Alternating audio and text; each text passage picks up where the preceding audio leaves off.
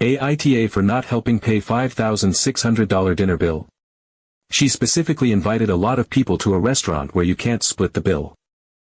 I, 26F, am in this weird situation with a friend, and I'm honestly starting to question whether I did something wrong or if this whole thing has just been blown way out of proportion. For some context, my friend Paisley, not her real name, had her birthday dinner on June 1st. I've known Paisley for a few years now, and while she can be fun and outgoing, she also has a tendency to get dramatic over small things. Her birthday dinners are always kind of a big deal, with a lot of people, usually a pricey venue, and a sort of everyone shows up, dresses up, and celebrates me vibe, which is totally fine. It's her birthday, after all. This year, my boyfriend and I went to the dinner, and we weren't alone. We also came with my other close friend Daniela and her boyfriend. The dinner was at this upscale restaurant that Paisley chose, and in total, there were 17 people there besides the 4 of us. So 21 people altogether. Now, here's where things start to get tricky. Because of something that happened last year at her birthday, my boyfriend was really insistent that we have a separate bill. I wasn't even at last year's dinner, but Daniela was, and apparently it was a mess. One of Paisley's friends put the entire group's bill on her credit card and was supposed to get reimbursed through apps like Cash App or Venmo. But not everyone followed through, and she ended up getting stuck with something like $800 that nobody paid her back. Ever since Daniela told us about that, my boyfriend was completely against doing a group tab or being part of one bill at Paisley's events. And to be honest, I understood where he was coming from. It sounded super stressful and completely avoidable. So when we found out where Paisley was hosting her birthday dinner this year, I took it upon myself to call the restaurant ahead of time. I specifically asked if it would be possible to have our own separate tab, just for the 4 of us, and they told me yes, we could do that. They were also very clear that the restaurant itself does not split the bill at the end of the night. They require one person to pay the full amount, either in cash or on one card. So if you don't make prior arrangements, you're either paying for the whole group yourself or chasing down people for reimbursements. I thought we were being super proactive and responsible. We showed up, celebrated with everyone, ordered our own food and drinks, and just had a good time. At one point during the night, Paisley offered me a cracker with caviar. I had never tried caviar before, and she kind of insisted I try it. So I took one cracker with a small amount of caviar on it. I didn't ask for it, and I didn't go back for more. It was literally just one bite, and that was it. Later on, we asked for our check about 30 minutes before the rest of the group did. We wanted to beat the rush and not get caught up in the payment drama we kind of saw coming. Our bill for the 4 of us came out to about $650 before tip, and we left a good tip on top of that. We paid our bill completely, no one else had to cover a cent, and we were ready to head out. But when the rest of the group's bill came, things took a turn. Paisley got upset. She felt like we had broken some sort of unspoken rule of restaurant etiquette by having a separate bill.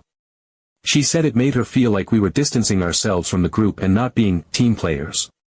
She also said that because I ate one cracker of her caviar, should have contributed to their bill. At first I thought she was joking or just tipsy and being dramatic, but no, she was serious. We were standing by the front waiting to leave when she brought this up. She looked genuinely annoyed and said I owed money. I didn't want to cause a scene, and I also didn't want to leave on a bad note, so I pulled out $50 from my wallet and handed it to her. I told her I appreciated her sharing and that this was a gesture of goodwill. I thought that was more than fair for one cracker of caviar that I didn't ask for and had no clue was going to come with strings attached. But apparently, that wasn't enough.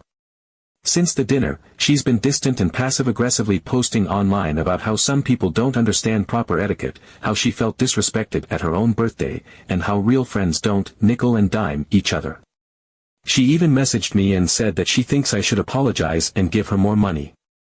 She claims that her bill was short because so many people paid less than what they owed, and she thinks everyone should pitch in, especially because we didn't stick around to help sort it out. To be perfectly honest, I'm kind of baffled. We paid our entire bill. We didn't eat off anyone else's plate, we didn't share drinks, we didn't take up space on their check. We were polite, we mingled, we brought gifts, we sang happy birthday. I even gave her a $50 cash gift at the end over one cracker of caviar. I truly don't think that bite cost anywhere near that much. I feel like I was generous and respectful. But now I'm being made to feel like I committed some huge social offense. I'm not sure if she's projecting the stress from her bill onto me or if she's still traumatized from last year's dinner situation and just looking for someone to blame. I know she was probably hoping this year would go differently, but I did everything I could to prevent that exact scenario from repeating itself, for myself, at least. Now I'm stuck wondering, was I wrong to have a separate bill? Should I have given her more money just to smooth things over, even if I didn't feel like I owed anything? Should I apologize to keep the peace, even though I genuinely don't believe I did anything wrong? I'm really confused and don't want to be the bad guy here. But I also don't want to be guilt-tripped into paying extra for something I didn't order, didn't agree to, and didn't benefit from. So am I the asshole? Update 1. 6 weeks after the disaster that was Paisley's birthday dinner, things had quieted down somewhat between us. She had stopped directly messaging me about the money, though she was still liking shady posts and occasionally reposting vague Instagram stories about people who take more than they give. I chalked it up to lingering tension and decided to keep my distance. I figured it would all fade with time. Then, in a group chat that had gone mostly dormant since the dinner, Paisley sent out a message saying she was planning a casual Friday get-together at a local Mexican restaurant.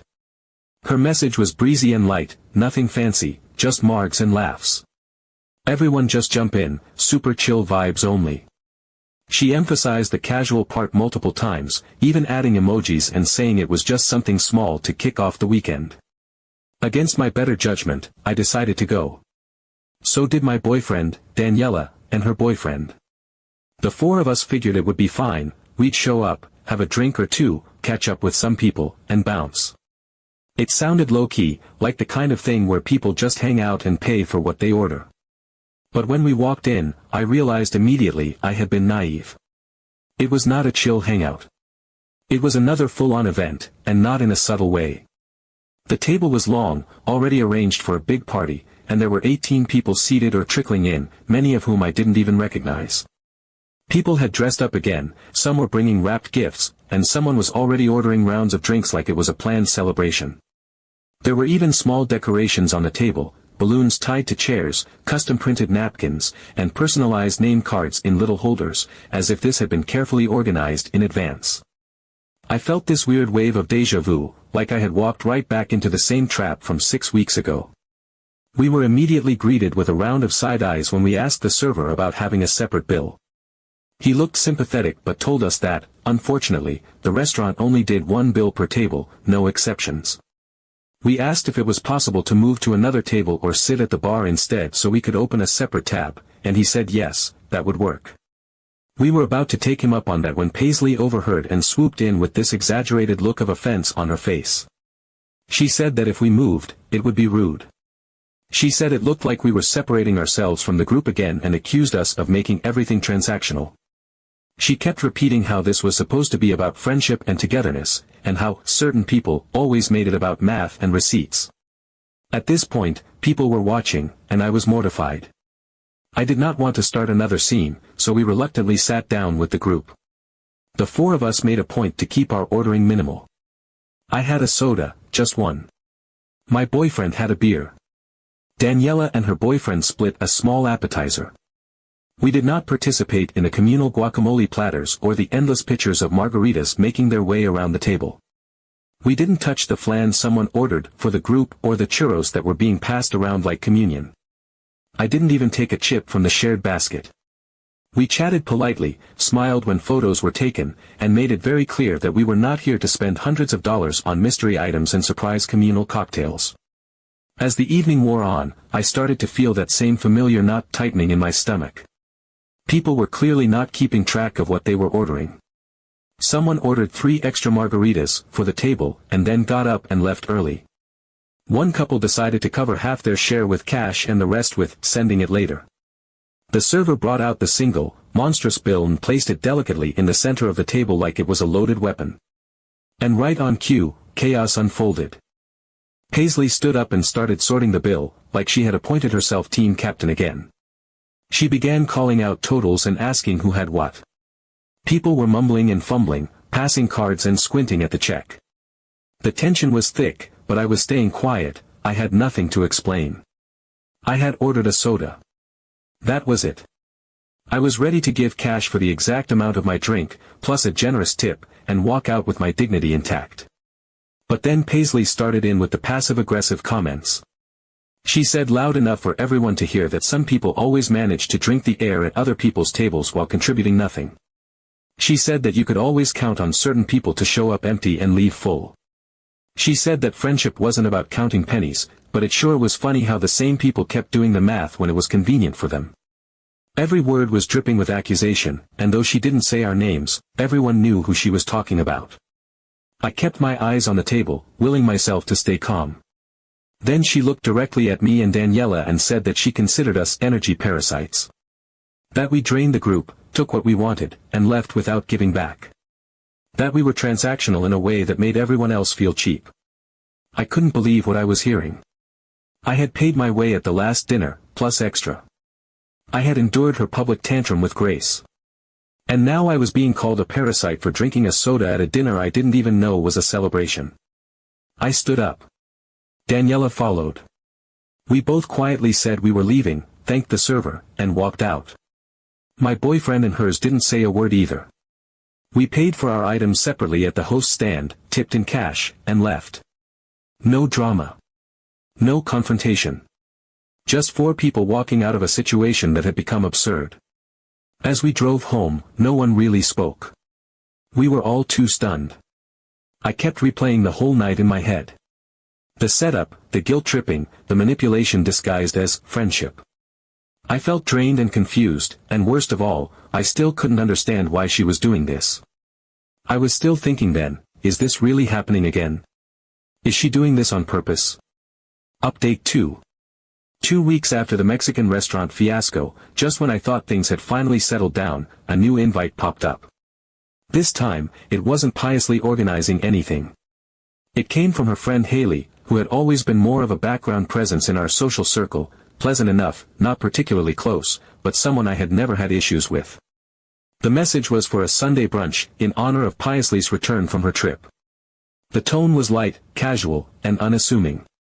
The invite emphasized relaxed vibes and low-key fun. The words, "casual vibes only," were actually written in bold in the description. After everything that had happened, it felt like a possible peace offering. I was hesitant, of course. After 2 disastrous dinners in a row, I had good reason to be skeptical. But Haley had never been part of the drama, and this time it sounded like it might actually be casual. No birthday. No guest of honor. No large party dinners at places that don't split bills. Just a relaxed brunch to catch up. Daniela and I talked about it and decided we'd give it one more try. We showed up once again as our usual group of 4, me, my boyfriend, Daniela, and her boyfriend. As we got out of the car and approached the venue, my heart sank. The location wasn't a cozy brunch cafe or neighborhood spot. It was a high-end rooftop restaurant in the center of the city. One of those places where the floors are marble, the host wears a headset, and everything smells like lemon verbena and money. It was not casual in any sense of the word. Everyone was already seated when we arrived, dressed to impress. The women were in heels and designer sunglasses, the men in tailored button-ups and loafers with no socks. There were flower arrangements on the tables, custom menus with monograms, and shared platters already halfway eaten. Cheese boards, oysters, smoked salmon, spritzers, bellinis, Bloody Mary pitchers, spread across the table like it had been curated by an event planner. I felt immediately out of place. Not just underdressed, but deceived. Again. We walked over and found that there were only 4 seats left, together, but not exactly welcomed with open arms. The energy shifted when we arrived. It wasn't overtly hostile, but it wasn't warm either. Haley smiled, but it felt like a performance. Paisley gave me a cool nod and went back to laughing with a new group of friends I hadn't seen before. These were not the old group. These were polished, influencer-looking people with calculated outfits and rehearsed small talk. I flagged down a waiter discreetly and asked, again, if we could get a separate check, just for the 4 of us. His entire demeanor changed. His jaw tightened, and he told me, in the most clipped tone imaginable, that this restaurant does not split bills. Period. Not manually, not by app, not by request. He said that all tables must pay as one and that it's policy. Then he walked away without waiting for a response. My boyfriend leaned in and quietly said we should just leave. I agreed. But for a second, I hesitated. I thought, maybe this was all just a misunderstanding. Maybe Haley hadn't realized how this would go down. Maybe Piously had nothing to do with the planning this time. We didn't want to make a scene, so we stayed, barely. We sat, ordered 4 coffees, didn't touch the food or drinks on the table, left $20 in cash, thanked the server, and quietly walked out. We hadn't even made it to the parking garage before I started feeling the knot in my stomach again. The next morning, Piously posted a story on her Instagram with a black background and white text that read, "If you're not willing to pay, don't show up. Choosing to be stingy is choosing to be excluded." No tags. No names. But the timing was unmistakable. She followed it with a few aesthetic photos from the brunch, her posing with cocktails, clinking glasses with Haley, surrounded by the new crowd. Daniela and I were nowhere in sight. An hour later, I got a message from her. It wasn't even subtle anymore. She accused me of putting her down in front of her new circle of friends. She said I needed to realize my toxic energy, and that I was dragging down the vibe every time I came around. She said I was constantly calculating costs and that it was making everyone uncomfortable. According to her, I wasn't just frugal, I was actively disrespectful. She went on to say that my presence was disruptive, that I didn't know how to be part of a group, and that if I wasn't willing to contribute equally, I should stop showing up at all. I sat there staring at the message, feeling a weird mix of shame, confusion, and complete disbelief. This wasn't a miscommunication. It wasn't a casual oversight. It felt strategic. Planned. Like a deliberate trap. There was no reason to advertise it as a casual brunch when it was clearly a curated, expensive, group-sharing event. And no one, not even Haley, had warned us about the venue or how it worked. It was the same pattern all over again, only this time with a fresh coat of gloss and new faces to witness the spectacle. Daniela messaged me later that night, feeling the exact same way. She said it outright, it felt like we were being set up. Like our presence was needed not for friendship, but to help cover the bill. Not as guests, but as buffers, quiet wallets who wouldn't argue, wouldn't challenge the plan, just absorb the overflow. She said what I had been trying not to say out loud. Daniela and I started to think that we were just invited to compensate for the general bill. Update 3. A few weeks after the rooftop brunch debacle, the third in a string of increasingly surreal and tense gatherings, Daniela reached out to me with an idea. She suggested we make one final attempt to clear the air with Piously. Not in a group setting, not through vague social media posts or passive-aggressive messages, but face-to-face. A direct, honest conversation over coffee. At first, I was hesitant. Everything that had happened felt so deliberately constructed, like each event had been designed to corner us. But Daniela's point was fair, if we were going to walk away from this group, we should at least try to end it with clarity. So the 3 of us, Daniela, Piously, and I, agreed to meet at a quiet cafe on a Saturday afternoon. It wasn't one of Piously's usual scene-heavy spots, which gave me a small amount of hope that this might go differently. She arrived on time, looking composed and disarmingly friendly, like none of the last few months had happened. For the first few minutes, the conversation was gentle, almost polite. We made small talk about her trip, about the weather, even about work. But the tension was sitting there beneath the surface like a hairline crack in a wine glass, unseen by the casual observer, but impossible to ignore once you knew it was there. It didn't take long before the conversation shifted. Piously brought up the brunch, then the dinner before that, and then, inevitably, the birthday.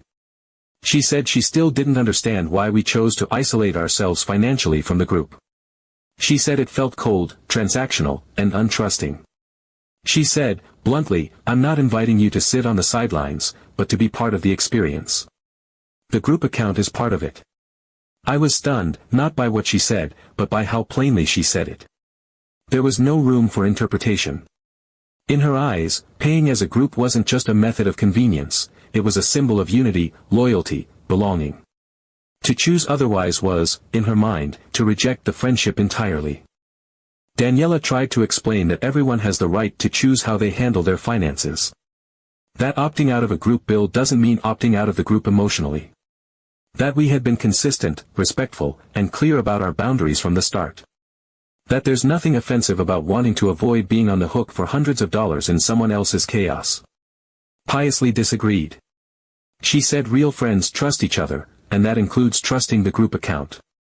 That the whole point was that no one would take advantage, and that by refusing to participate, we were sending a message that we didn't believe others would treat us fairly. At that point, my boyfriend, who had been quiet for most of this, finally asked, "So it's all about trust issues and money?" Piously didn't argue. She just nodded. That was all we needed to hear. We thanked her for being honest and for showing up. We didn't yell, we didn't cry, and we didn't beg for resolution. We paid for our drinks, hugged her goodbye like people who know they won't see each other again, and walked out. There was no grand confrontation. No social media explosion. Just silence. From that day forward, we stopped responding to invitations. We didn't block anyone, we didn't make an announcement, and we didn't rally others to take sides. We just stopped showing up. Group chats continued without us, stories were posted, inside jokes rolled on, but none of it involved us anymore, and that was fine. For the first time in months, I felt like I was breathing again.